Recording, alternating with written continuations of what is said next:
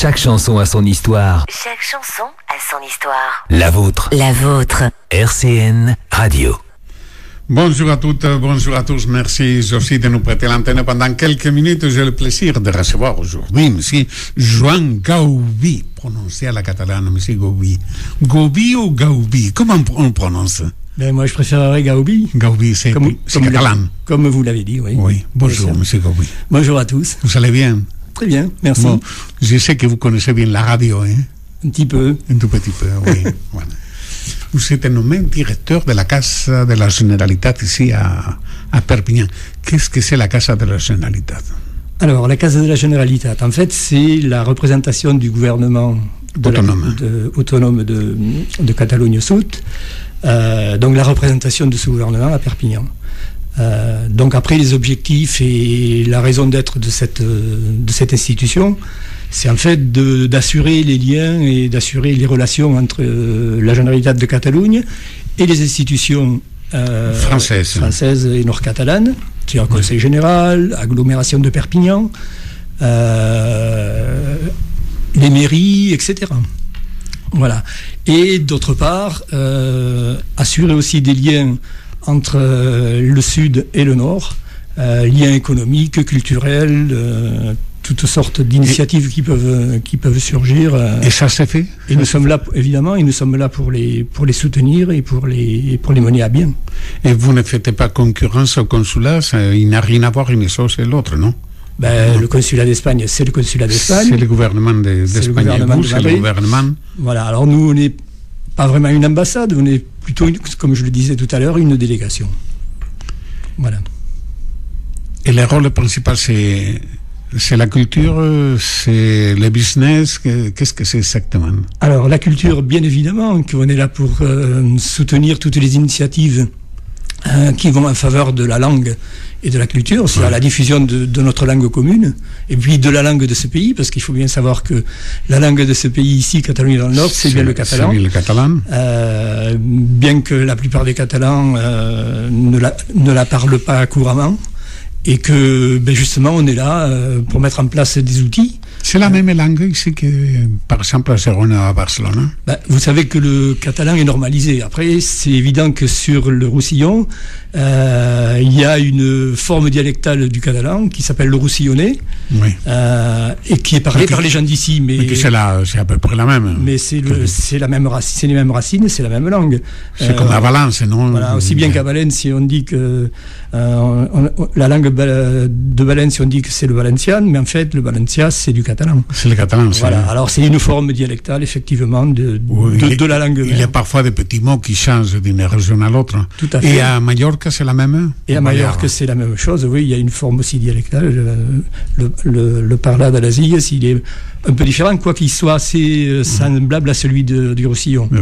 Voilà. Ça progresse maintenant, la langue catalane? La langue catalane, oui. Je dirais ici, à Catalogne du Nord, elle prend de l'importance du fait qu'on a mis en place des écoles catalanes, par immersion, dans les écoles de la Bressole, et aussi dans les écoles publiques, les écoles publiques françaises, où là, on a affaire à du bilinguisme. Donc l'État français aussi... Est-ce qu'il vous aide, l'État français? Alors l'État français, il aide bien évidemment les écoles bilingues, oui, mais aussi les écoles par immersion, puisque les écoles par immersion, les écoles de la Bressole, ont un contrat d'association avec l'éducation nationale française. Et donc, voilà, après, bien sûr, il y a toujours des petits soucis, des petits problèmes des problèmes de subvention et des problèmes de moyens, en fait. Qui c'est qui subventionne? C'est la Generalitat de Barcelone, de la Catalogne. Voilà, alors la Generalitat de Catalogne subventionne les écoles catalanes, évidemment, mais elles ont aussi d'autres moyens de subsistance, elles ont d'autres recours, je dirais.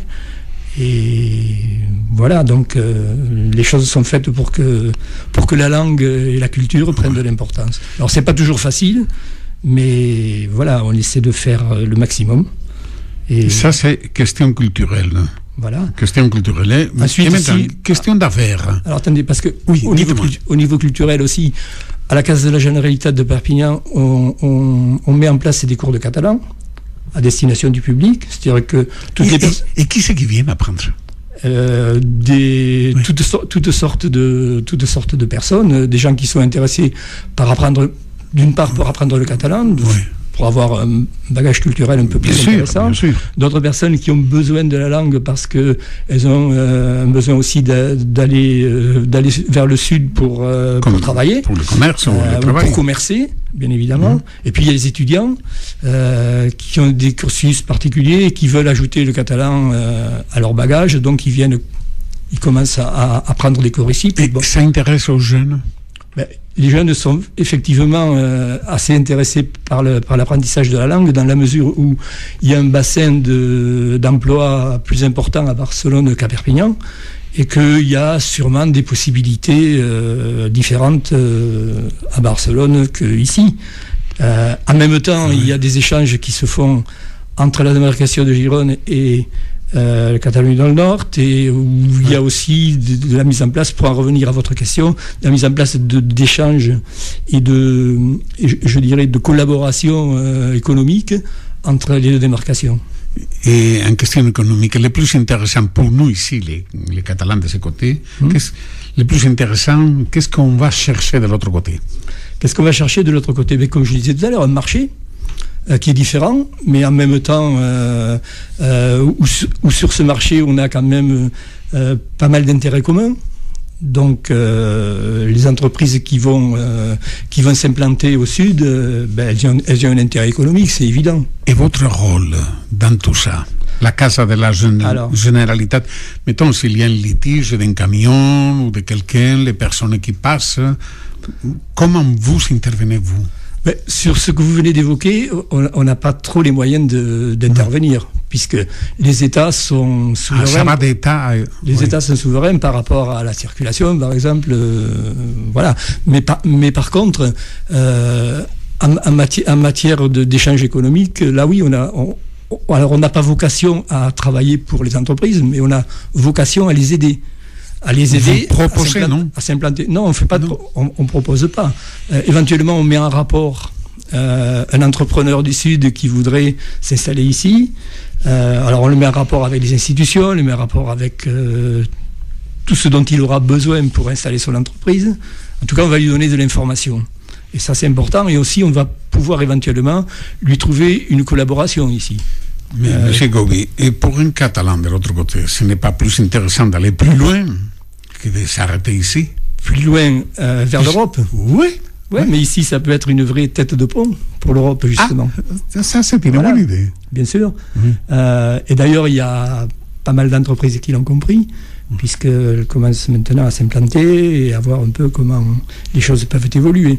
Et toutes les relations, par exemple, quand il y a les histoires de l'électricité, l'eau et tout ça, est-ce que vous, en tant que Casa de la Generalitat, vous intervenez, vous? Alors, il faut savoir une chose, c'est que actuellement, est en train de se mettre en place un organisme qui s'appelle l'Eurodistrict.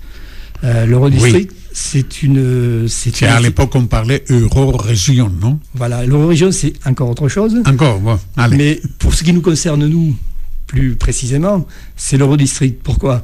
Parce que c'est un organe de collaboration entre la démarcation de Gérone et la Catalogne dans le Nord. Voilà. Et au sein de cet Eurodistrict, qui va pouvoir être mis en place, ou en tout cas la gouvernance de cet Eurodistrict va pouvoir se mettre en place bientôt, on l'espère, puisque là on attend que, si vous voulez, l'autorisation des États, parce que juridiquement il a fallu mettre en place pas mal de textes. Donc à partir du moment où les États français et espagnols nous auront donné l'autorisation, ils sont d'accord, puisque ça ce sont des directives européennes, on va pouvoir mettre en place une gouvernance. Et ça va nous apporter quoi? Alors ça va nous apporter déjà plus de fluidité dans les déplacements entre le nord et le sud. Éventuellement, aujourd'hui, on a mis en place une convention qui va nous permettre justement de mettre en place une ligne de transport par autocar entre Perpignan et Gérone et vice-versa. Une ligne directe et puis ligne de desserte. Donc voilà, ce sont C'est-à-dire il y aura une liaison constante entre Gérone et Perpignan. Voilà, il y aura une liaison constante et je pense que ça, c'est un projet qui devrait aboutir dans quelques mois. Oui. Le 23, c'est la Saint-Jordi. Voilà. Qu'est-ce que ça représente pour vous, Saint-Jordi? Bien sûr, la Saint-Jordi, c'est un événement assez important, puisqu'il faut savoir que à Catalogne dans le Sud, maintenant, c'est quelque chose de bien établi. Oui. Il y a la rose. Voilà, où on offre à la dame une rose et un livre. Un livre. Hein, mais à côté de ça, il y a aussi un versant économique assez important à cette histoire et à cette tradition. C'est-à-dire que j'ai pas en tête le nombre de roses qui se vendent ce jour-là, mais c'est quelque chose d'assez impressionnant. Hein? Il y a des tonnes, paraît-il. Voilà. Et surtout une grosse activité au niveau de la culture et au niveau de l'édition de livres. Parce qu'il faut savoir que chaque année, au moment de la Saint-Jordi, paraissent toute une série. Vous savez que Barcelone, en édition, c'est la ville la plus importante d'Europe. Bien sûr, bien sûr. C'est au courant de ça, oui. Bien sûr, évidemment. Oui, évidemment, et ça, c'est vraiment une fierté que nous, les Catalans, on a. Oui, bien sûr, bien sûr. Bien sûr. Donc voilà, la Saint-Jordi, c'est quelque chose d'important. Et ici, nous, le 23 avril, c'est un samedi cette année, on organise, comme chaque année, à la Casa de la Generalitat, la Saint-Jordi, voilà, avec plaisir. Vous serez accueillis avec plaisir. Et donc, on va offrir une rose. Et on va offrir un livre aux enfants. Moi, je préfère les livres. Très bien. Il nous reste une minute. En tant que directeur de la Casa de la Generalitat, qu'est-ce que vous souhaitez pour nous, les Catalans d'ici, les Catalans du Nord? Oui, pour nous, les Catalans du Nord. Votre souhait? Alors, mon souhait, c'est déjà une plus grande mobilité, je dirais, entre le Nord et le Sud. D'ailleurs, avec le match qu'on a vu samedi, on en a vu vraiment un exemple extraordinaire. Voilà, donc moi ce que je souhaite, c'est que ce pays se développe harmonieusement, que le catalan et le français puissent cohabiter de façon intéressante. Voilà. Et donc, vous aimez la Catalogne, M. Gaubi? C'est mon pays, donc je l'adore, bien évidemment. Vous adorez la Catalogne. Voilà, ça y est, on est arrivé à la fin de notre entretien. Vous viendrez un autre jour nous parler de tant de choses que vous avez à faire ici à la Casa de la Generalitat. Bien sûr, écoutez, je vous remercie de m'avoir reçu. Merci beaucoup. À bientôt. Chaque chanson a son histoire. Chaque chanson a son histoire. La vôtre. La vôtre. RCN Radio.